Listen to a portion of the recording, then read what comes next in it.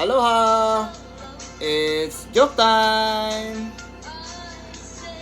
Sabi nila, yung sibuyas lang daw ang gulay na nagpapaiyak. Kasi pag hinihiwa mo, umiiyak ka. Ay, hindi ako maniniwala. Kahit yung talong, napapaiyak ka rin. Alam niyo kung bakit? Bakit yung kaibigan ko noon, hinampas ko yung talong sa ulo niya. Umiyak naman. Tapos, sabi nila yung, alam niyo yung katuray, nakaka-low blood lang, nakaka-low blood daw yun. Ay, hindi ako naniniwala.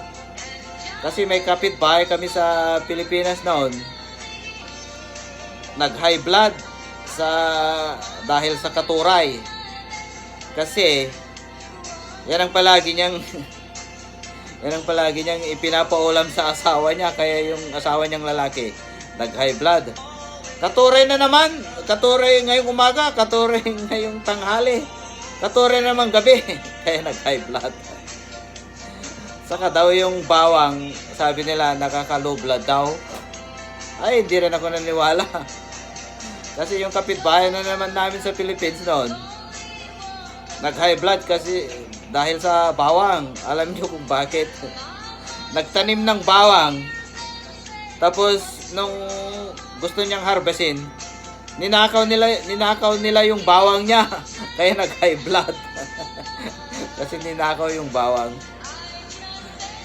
Okay guys, joke lang. Please subscribe, like, and share all my vlog. Mahalo!